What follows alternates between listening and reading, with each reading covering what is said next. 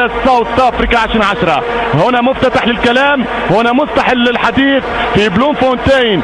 الفريق المصري يلتقي البرازيل، ويوم الخميس في لقاء ايطاليا المنتخب المصري سيحضر الفريق الجزائري بكامل افراده بقياده سعدان المباراه، لانه كلمه الجمهور العربي منتخب الفناك، منتخب محارب الصحراء. الفريق الجزائري يحضر مباراه زامبيا المصيريه السبت القادم في الورد كاب في الكواليفيكيشن هنا في بريتوريا في جنوب افريقيا. ريكاردو كاكا 65 مليون يورو، مش شويه فيك، مش خساره فيك. ريكاردو الساحر كاكا، راقص الماراكانا، ساحر الكوبا كابانا. اذا تنطلق المباراه. زيدان العرب يلعب مع كاكا البرازيل، كاكا العالمي يلعب مع زيدان الطامح بالعالميه. من سيظفر بمن؟ من سيتجاوز من سيسجل في من؟ شخصيا انتظر رياكشن من منتخب مصر، وانتظر ربع ساعة كلها تركيز. هي اصلا تقول لي مع البرازيل 90 دقيقة تركيز، وانت جاي للفندق للملعب تركيز، وبعد ما تروح ايضا ركز وتركيز. المنتخب البرازيلي ركائزه خطيرة هجوميا من نار، ولكن دفاعه هش. ممكن يا شريف اليوم يشرفنا منتخب المصري بنتيجة تلبي وائل. اول ربع ساعة وال20 دقيقة هي نوع من الضمان، هي نوع من الامان، نوع من الاطمئنان. احمد سعيد هوكا خطيرة المنتخب البرازيلي، صعبة جدا. ريكاردو كاكا مش ممكن. الهدف الاول فريق البرازيلي كاكا بكامل السهولة يدخل ريكاردو ويسجل اولى اهداف المباراة. حذاري من هذا السيناريو اللي نبهنا له، حذاري من هذه الانطلاقة البرازيلية اللي تعطي ثقة وتشحن الصنبة، ولكن تخوفنا اكثر، تقلقنا اكثر، ترعبنا اكثر، وممكن تضيع تركيزنا. هاو يا بوتريكا وسع كورة، اضرب زيدان ولا اضرب على الطاولة بخبطة اليد. ممكن نسجل،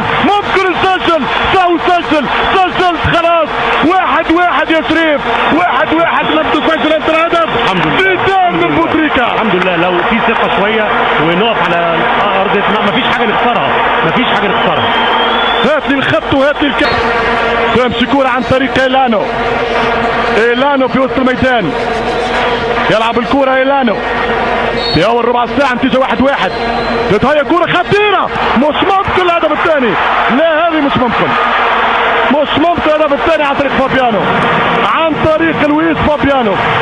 شكلها مباراة مفتوحة بالأهداف، شكلها في كرنفال مضمون بتواجد السيليساو وايضا في وجود المنتخب المصري. خسارة يعني الرياكشن كانت ممتازة جدا، انك تتعادل بسرعة مع البرازيل السيد العام، ويهوس الأداء البرازيلي منذ جيل السبعينات بقيادة بيليه، كارلوس ألبرتو.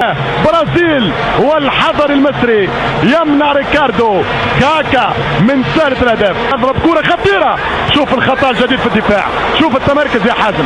مش ممكن. هنا نتابع المباراة من كابينة التعليق. الفريق المصري للحذر والدفاع مطلوب. إيلانو ودانيال ألفيز، إيلانو والفيز بالقوة، يتقدم إيلانو خطيرة، وبرافو يا حضري. كورة جت في الوسط من الطاف الله، كانت في دي في الوسط، لأنه لو ركن الكورة إيلانو كان يصعب جدا من هذا المكان، من هذا البوزيشن. هي أحمد فتحي يسدد، لكن برا اوت. الأرقام متساوية، المباراة متوازنة. اضرب مثل الكاميرون، اضرب يا حسني أقوى. ذكرتك بالأيام المجيدة، ذكرتك بالكورات السعيدة، ذكرتك بالتسديد. الانطلاق والتقدم برازيلي. شوف التركيز، قرر اين سيضع الكرة.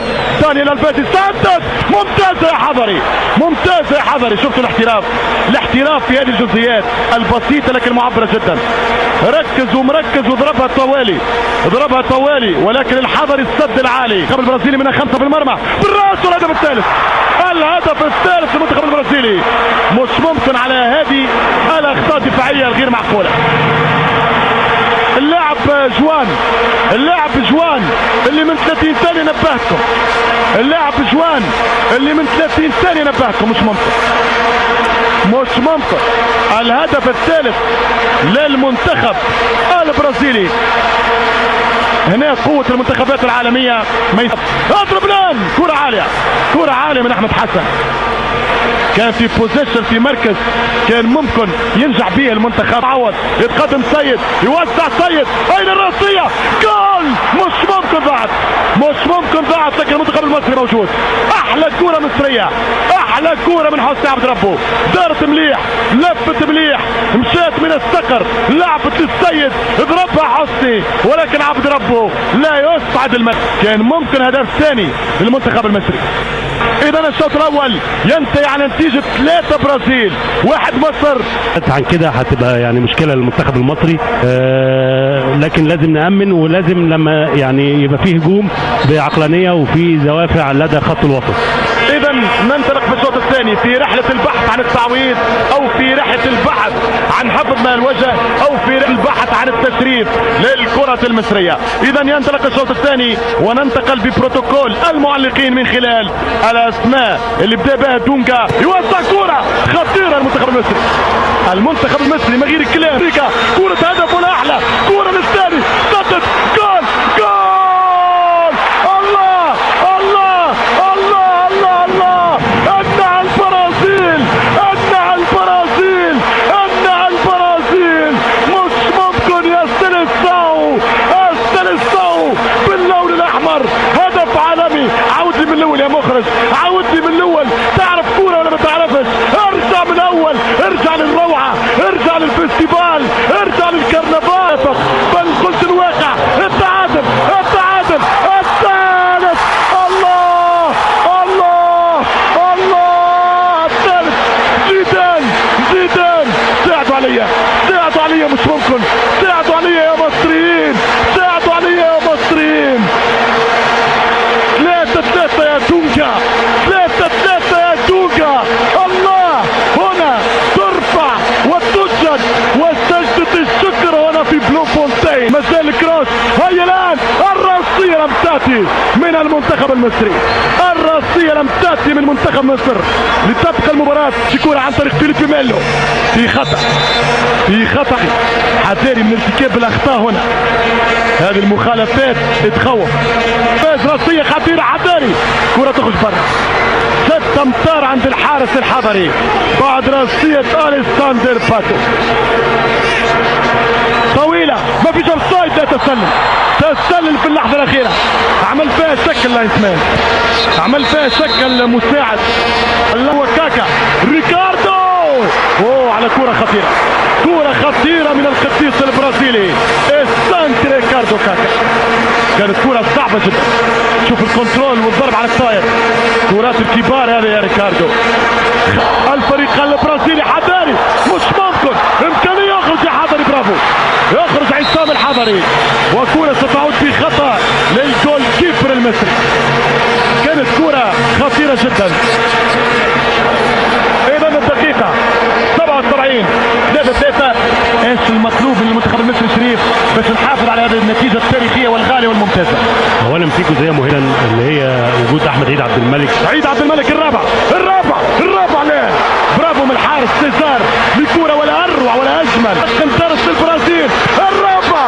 الله يا مصر الله يا احمد يا فتحي الله يا منتخب مصر الوطني. شوف الكرة من فتحي الرابع الله يهديكم في هذه الكرة. برافو الدفاع برافو يا الجمعة حرام انك تخسر الماتش بعد هذا اللقاء التاريخي. العب الكرة قدام يا محمدي من ثانيين حذاري الفيزو في خطأ ممكن في كارت ممكن الانذار والبطاقة. هذا اللقاء في هذا الشوط الثاني من المباراة. سيد معوض الكرة الآن للمنتخب البرازيلي. الوقت يمر أقل من 60 بالفعل الله يستر من هذه الكرة الأخيرة. دانييل الوزع كرة تتهيأ خطيرة وفرصة والحكم يقول من قلب المرمى. البرازيل يحتاج على البنالتي البرازيل يحتاج على الجزاء والدفاع بالمحمدي يخرج كرة من قلب المرمى.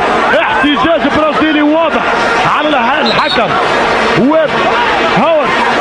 شوفوا اللقطة تعاطف العشرين بلومفونتين الكل يزفروا على ريكاردو كاكا. مهما كان مصر تعطي درس السامبا والرابع من كاكا رغم محاولة الحضري كان يوقف كاكا. نعم انا برازيلي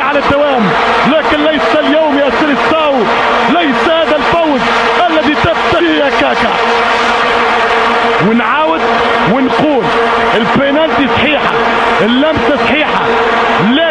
العب يا عبد الملك، امشي قدام عبد الملك، عبد الملك الرابع لم ياتي، الرابع لم ياتي، لكن العرض المصري اتى، ليس عرض كلاوديا الشيفاء.